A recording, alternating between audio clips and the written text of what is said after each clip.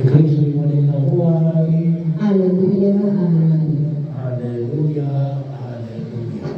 So, natapos na po ang ating 40 araw ng paghahanda sa muling pagkabuhay ng ating Panginoong Jesucristo. Ngayon ay nasa ikalawang linggo na tayo ng pagdiriwang ng muling pagkabuhay ng ating Panginoong Jesucristo. At bahagi ho, sabi nga ho natin, sa Ebanghelyo, nakita natin yung alin, yung sa Ebanghelyo natin ngayon, kung yung Espanyol, ng 8 araw, yung unang linggo ng muling pagkabuhay na nagkasama-sama ang mga alagad. Wala si Judas, wala na si Judas noon, nagpakamatay na. At absent si Tomas. Kaya bahagi ho, nakita nila yung nung 10 sa Jesus na muling nabuhay. Karugtong noon ay yung linggo, ngayon, yung linggo na ito, ikalawang linggo, na kung saan ay nakita natin na sinabi ni Tomas na hanggang hindi ko nakikita ang mga sugat ng kanyang kamay at mailagay rito ang aking mga daliri at mailagay ko ang aking kamay sa kanyang tagiliran, hindi siya maniniwala kasi Jesus ay muling nabuhay. Kasi nga naman, nagawa nila yun noong unang linggo. Ngayon, kaya kung siya kapag absent ka, para kang pinagkakaisahan.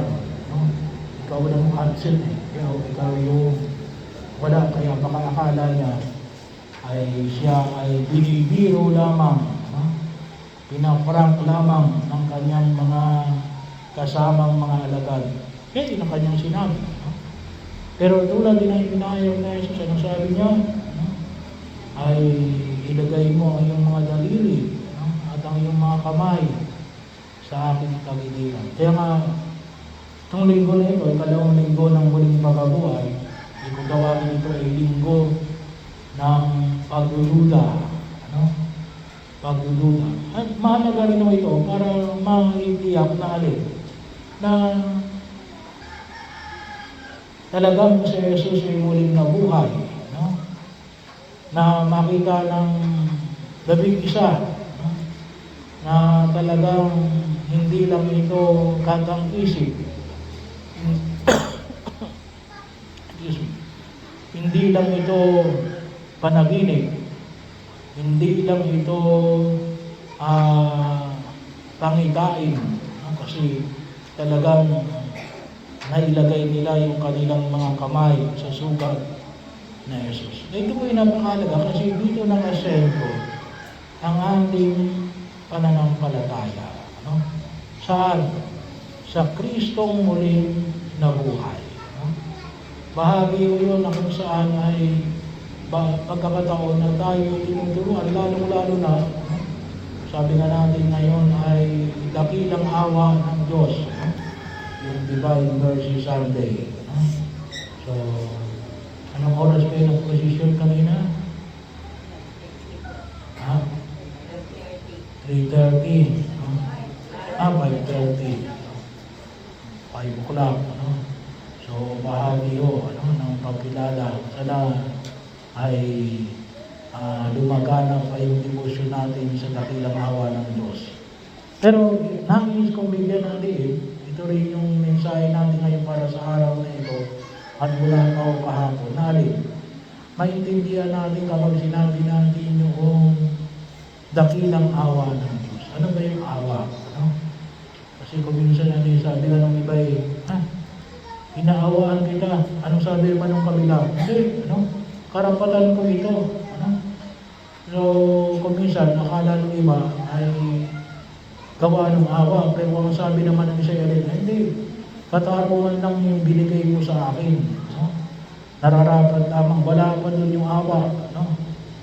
Kaya kinakailangan natin maintindihan kapag pinag-usapan natin yung awa ng Diyos. Sabi nga natin, at ang classic na example na binibigay ko dyan ay yung mga employee-employer. No? Kung minsan sinasabi ng iba na, ay, kaya ako tinanggapin gawa lang ng awa. Ano? Hindi, kailangan mo nila, kaya mo tinanggapin, sabihin ng iba. Ano? Ayan ay, sabi nga natin, yan ay, pinapasahod ko. No? At pagkatapos ay binibigyan ko pa yan ng Christmas bonus. Kaya lang, kapag ang pasahod do ay below the minimal wage, may minimal wage kasi tayo. Medyo magkakaiba. Iba yung sa 4th district, iba yung sa 2nd and 3rd district, iba yung sa 1st district.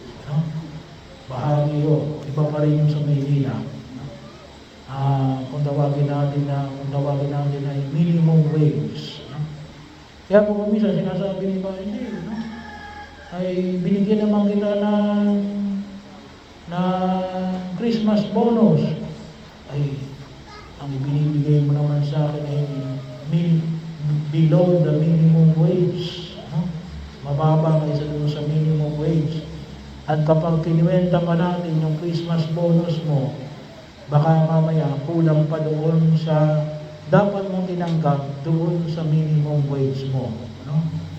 Kaya, kinakailangan natin. Kasi makikita natin yung basic requirement of mercy ay katarungan. Hindi mo pwedeng sabihin na ginaawa kita tapos hindi ko naman ibibigay sa iyo yung katarungan. Yun ay hindi nararapat. Kaya nga, kung yung maalala, bago mag-Holy Week, sabi ko, yung ating sekretarya ay magiging 2 day off, Lunes at saka Biyernes. Bakit? Hindi natin kayang magpasahod ng 6 days a week. Iba ho kasi kapag 6 days a week, may dagdag ng isang araw. Kaya ang ginawa lang natin ay 5 days a week ang kaya natin pasahod. At kung hindi pa tayo makapagsimula ngayon, sa darating pang mga siguro po mga August, tayo makapagsisimula na makapagbigay ng talagang sahod sang-ayon sa itinakda ng batas. Kaya kinakailangan natin, yun ang maging maliwanag ko sa atin. The basic requirement of mercy and love ay maibigay mo yung hinihingi ng katarungan. Hinihingi ng katarungan. At doon lang namin maintindihan, bahagi yun. Kasi kung minsan sinasabi natin ako'y maawain. Hindi mo kayo binibigay yung hinihingi ng katarungan. Paano ka naging maawain? Una ho yun, dapat natin ibigay ang hinihingi ng katarungan. May mga bagay na matusin po natin, lalo-lalo ng mga kabataan ngayon, ang tawag natin ay entitlement. O kung tawagin din po natin ay karapatan, rights. Pag sinabi natin rights, ay kung yun talaga yung karapatan mo, wala pa ang mercy doon. Wala pa ang mercy doon. At maibibigay mo lamang ang awa kapag napunuan mo ang hinihingi ng katarungan. Ngayon, sa pagliligtas sa atin ng Diyos sa pamagitan ng muling pagkabuhay ni Jesus, nasaan doon yung justice? Tinubos tayo ni Jesus sa ating pagkakasala.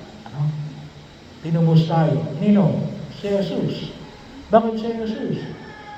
Bakit hindi na lamang tayo? Kasi hindi natin pwedeng bayaran yung pagkakasala natin sa Diyos.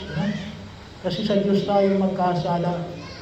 Kaya hindi mo pwedeng sabihin mo lamang na si Jesus ay tao lang. Kasi kung si Jesus ay tao lamang, hindi natin mababayaran yung pagkakasala natin sa Diyos. Kinakailangan si Jesus ay totoong tao at Diyos na totoo. Kaya siya ay may kapangyarihan na ibigay ang hinihingi ng katarungan na ipinagkasala natin sa Diyos. Nasaan din yung awa? Ang awa ay alin? Kailangan ba, karapatan ba natin na iligtas tayo ng Diyos? Hindi. Hindi tayo karapatan. Walang tayong karapatan na iligtas ng Diyos. Kaya tayo niligtas ng Diyos because of His mercy. Pero gawa ng kanyang awa, kinakailangan niyang isupply ang hinihingi ng katarungan. Kaya bahagi sa ating pananampalataya, meron tayong purgatorio. At may mga bagay na makita natin. Sabi nga natin, siguro kung maintindihan natin yung usapin ng katarungan, siguro po mababawasan ang gumagawa ng kalokohan. Kasi bakit? Pagbabayaran ko rin yan. Pagbabayaran ko rin yan dito sa lupa o maaaring doon sa kabila. Bahagi na kung saan yun ay titimo sa ating isip at sa ating puso. Pero higit natin maintindihan na alin, may mga bagay na kinakailangang makita natin beyond the requirements of justice. At alin yun?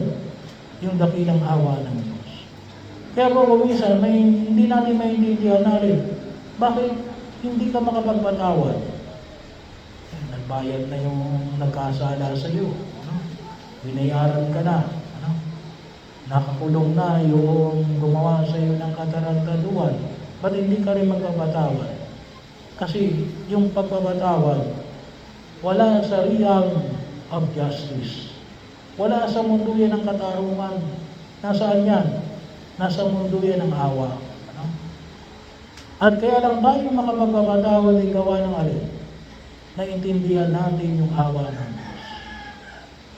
Kaya kapag hindi natin naintindihan yung awa ng Diyos, hindi rin tayo makapagbibigay ng awa sa bawat isa sa atin. Hindi rin dadaloy yung awa sa atin. Kapag hindi natin naintindihan yung dakilang awa na ipinagkaloob ng Diyos sa atin. Sapagkat ang awa ay hindi lamang makataong pagkilos. Yun ay maka-Diyos na pagkilos. Kaya hilingin namin sa harapan ng buong may kapal. Sa harapan ng buong may kapal. Anawa ay tayo alin. Tunay na maramdaman natin yung awa at pagpapatawad ng Diyos.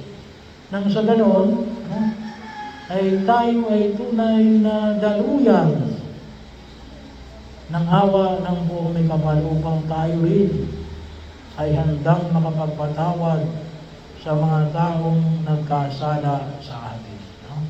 Maging mukha rin tayo ng awa ng Diyos para sa iba.